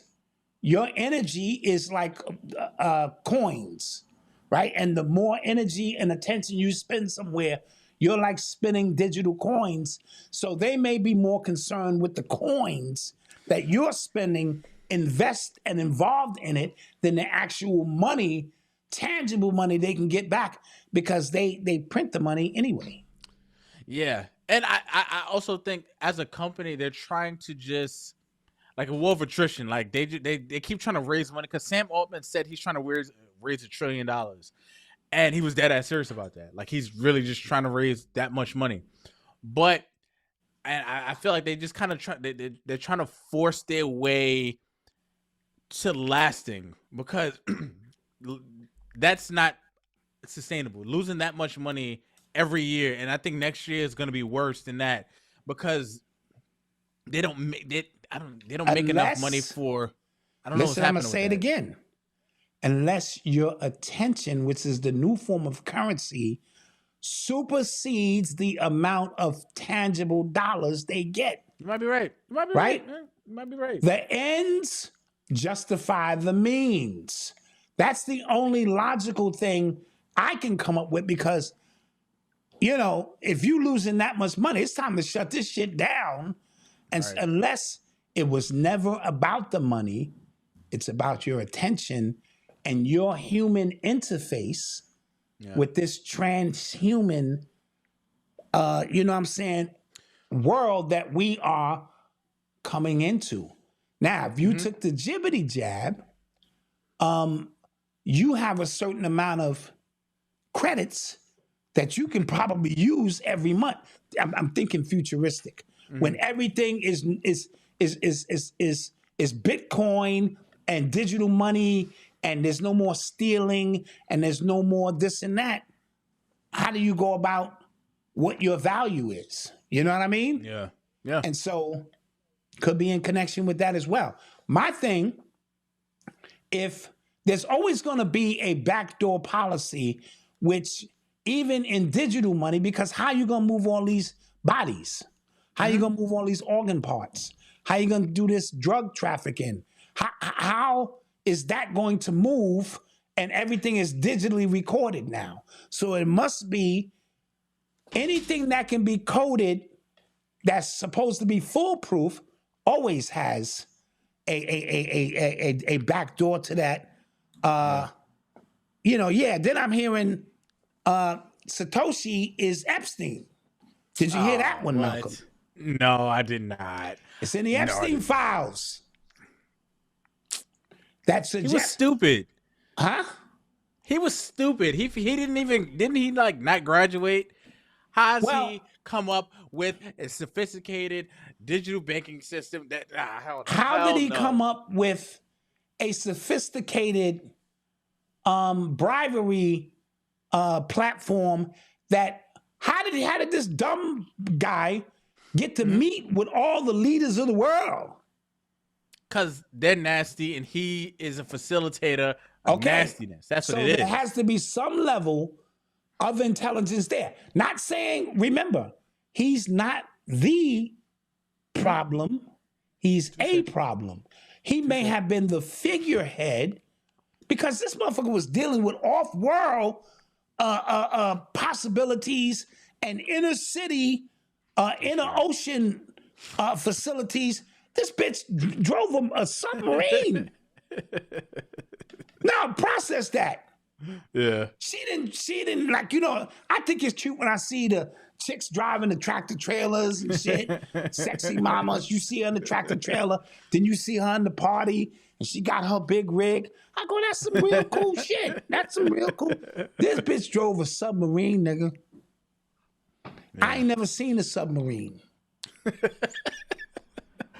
I ain't never seen a fucking submarine. I've heard about them, on TV. Yeah. This bitch can get into the control panel and drive a fucking submarine.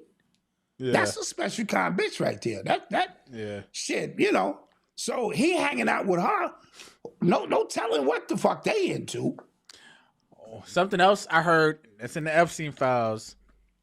Trump was the reason Epstein got arrested that first time. I heard that as well. I heard that as well in 2009, I think. Mm-hmm. He was the one who blew the whistle on this scumbag, or so they say, And so also remember this too, and I don't want people, you never take anything you take it at face value. 3 million pages, you know how much shit I can slip in those pages? And think about how 2009 to 2000, whenever he died, happened, right? They can release these forms, they can release these papers, and we can legit create what happened. We can legit write that story. So yes. So in reality, that whole Trump getting him arrested, the whole thing probably never even happened. But let's say we take this as facts. Now we just kind of created an entire reality on our own. That's the way thought works, Malcolm. Yeah. Right? We mentioned this in our exclusive. This whole Illuminati shit may have been a figment of our imagination. Right? During that era where you had to read books, remember, there was an era where if you wanted to even process information, all of the elders read books, all of the elders gave you scholarship and told you need to get this, you need to get that. Imagine in our progression to read books, we're coming out of the Public Enemy, KRS-One era, Brand Nubians, X-Clan, we finding out who we are. They're making reference to Malcolm and this one and that one. We start reading books on all of them tables in the hood at that time. They had the street vendors. All of a sudden, all of these books started showing up about the New World Order and the Illuminati. What if them shits was fictitiously written to place white people in a place of superior power that never existed? It was just like you was reading a goddamn science fiction book. But enough mental currency and energy with us discussing that shit amongst the gods, who we are, and we created a reality that now controls our future. I'm talking sorcery and magic here, but I'm trying to show you how magic works, right? Mm-hmm. Time and space is irrelevant. You know what I'm saying? Yeah. When we start dealing with that, how did y'all know back then, Doc? How did we know what back then?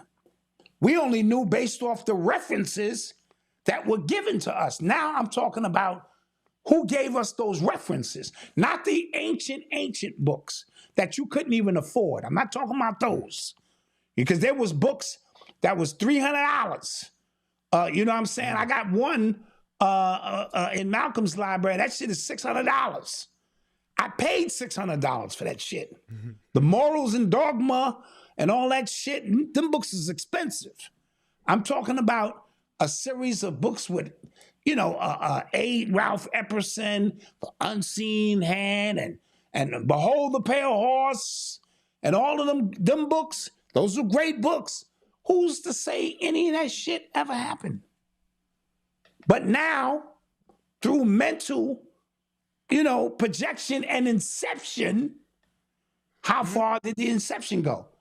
Kick the chair, pull the light, bounce the ball. All that shit got to be in sync with the music that was out, this, that. Next thing you know, we create a boogeyman that now all of our problems, you follow? Yeah. Don't think of time in the linear sense. Think of this shit as you can create some shit that now controls you and you don't even know you created it. Now that's gonna go over 85% of y'all head, but that's okay.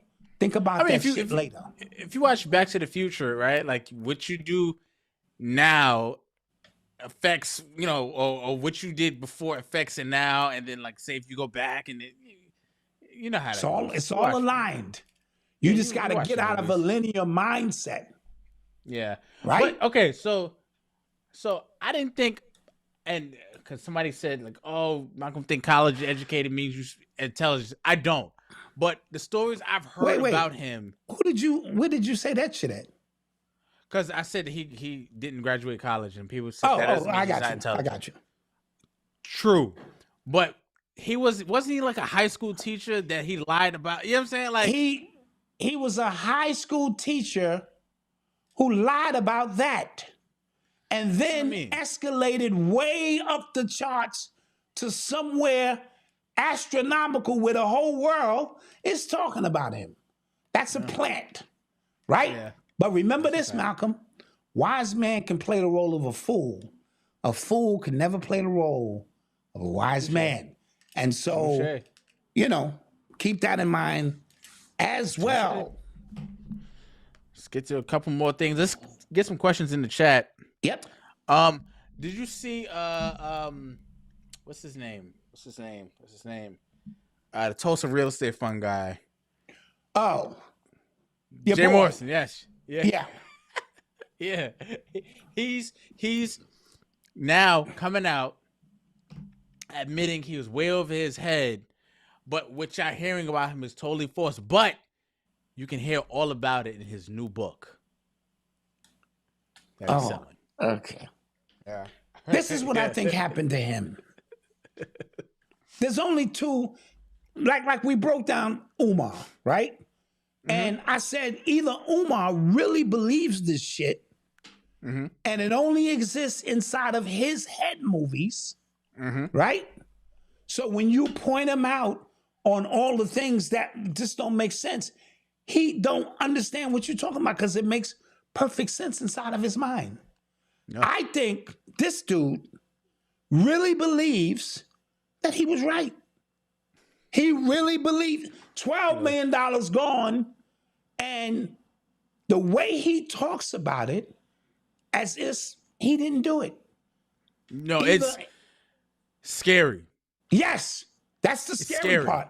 So that means it's like, yo, like what? Like maybe am I bugging? Right. Really? Like that's exactly how I feel every time I watch him. And that's how I feel when I watch him. He's like, oh yeah, but you don't understand. Well, and he has the audacity to now come out and say, some of it was my fault, but if you want to hear the story, buy my book. Yeah. So he's coming, and you know what? Our people love it. He is a so-called handsome black man who's an orator, who can speak well, and that's the template for a lot of our people. So-called look good, you can speak well, we will forgive you over and over and over again. Yeah. Before we go, well, God damn. Yeah. And in his book, it's probably going to be an upsell of his new program. Yeah. No, bro, he's in the interview like, like, if you trying to get into this, if you trying to do this, then I can help you now because I know what mistakes I made before. So now you can believe me. Yeah, we're going to blow that 12 million. That's water under the bridge. But he said, because if I'd had 50 million, I'd have been able to really, really do this. Yeah. Jesus Christ. Jesus Christ is correct. I was like, yo. Yeah. Oh, man. What else we got? Oh, listen, Nike. I wanted to share with you guys this last week. Nike has a new patent that they have submitted for, and it's like a special fingerprint on every sneaker they sell. So there are no more fake sneakers. You can't go to a sneaker show and sell fake sneakers because they're going to have a scanner that puts the sneaker under there, and it has a unique fingerprint, for lack of a better word, print that tells you the authenticity of this sneaker. So now you can't go out to Hong Kong or China when they turn the machines off and pay Ming Lee and them to turn the machines back on and print your shit out, the same exact sneaker. Right? Do you ever see that that girl at the sneaker show? She they bring their shoes to them and she goes, no, this fake. Like this part right here is too light and this is cold to the touch, and that's how I know it's fake. Yeah. So no more of that. Nike not fucking playing. So when they go ahead. Are sneakers that big of a deal now, though? Dude, sneakers make billions of dollars. What the hell are you talking about? Do they still? Sneakers, you know why? LeBron's still around, right? Okay. Oh, okay. Meaning like as like collectibles. You know what I'm saying? Like I haven't heard about somebody getting jacked for their shoes in a long time. But now the value of it goes back up if I can authenticate it. Right? So when they release a limited edition, let's say we're only releasing 5,000 pair, and each one has this unique code, like a baseball. Like when somebody get ready to do something historic, the umpire has to change the baseball. Now you got 599 home runs, and this is potentially 600. They change the ball. Did not know that. Okay. Oh yeah. Watch baseball. When a pitcher or something, they go, yo, we need that ball. Here's the commemorative ball. In case you hit it out of the park and somebody grabs it, they can authenticate that it's the baseball. That's crazy. So now, for a pitcher, they're about to smack this shit. Say it again. We need you as a pitcher, like they're about to smack this shit. We need you to throw this one. Yeah, this one, nigga, because Barry Bonds going to hit that shit in the stands. We know this. Crazy. But we want to make sure we got the right ball and shit, right? Yeah. And so if I release only 1,000 pair of a unique sneaker, the value of that 1,000 pair holds its value based on this authenticated. Now, with that being said, all you need to do is get a few niggas together. Every boardroom should have a nigga section. Break the code on this shit. Like New York came out with the new turnstiles and shit, right? All they needed, because niggas was boogieing through that shit. Niggas was electric boogieing through the turnstile and shit. Making fun of that shit. Niggas was going through doing the fucking cha-cha. Shit. Through the turnstile. One nigga confused the turnstile, put his hand on the other side. The shit thought the nigga was leaving. The nigga was coming. Right? Every boardroom should have some niggas around and go, figure this shit out. Your job is to break the code of this shit. And a nigga will look at that code and be like, give me a few minutes and beep, break the code. Niggas is not paying full price for nothing. Yeah. $3 for the fare. Forget about it. Yeah. Forget about that shit. And so, yeah. True story. Okay. Well, guys, that being said, been on here 2 hours. 2 hours. Appreciate you. And as I mentioned, we got the exclusive coming. It'll be in the membership tomorrow. It'll be in the new what's new section and in the exclusive section as well. And the audio will be on the members only podcast as well. It'll be up there as well. Okay, for the audio members only podcast. We getting fancy on y'all. We want you $10. Right? That's it, man. And that's what we're gonna do. All right. So thank you guys for joining us on another Thursday. We love you guys. Don't forget to like, share, subscribe, hype this video. All right. Tell a friend to subscribe. And we'll see you guys next week. And members, we'll see you guys on Sunday. Yeah. Peace.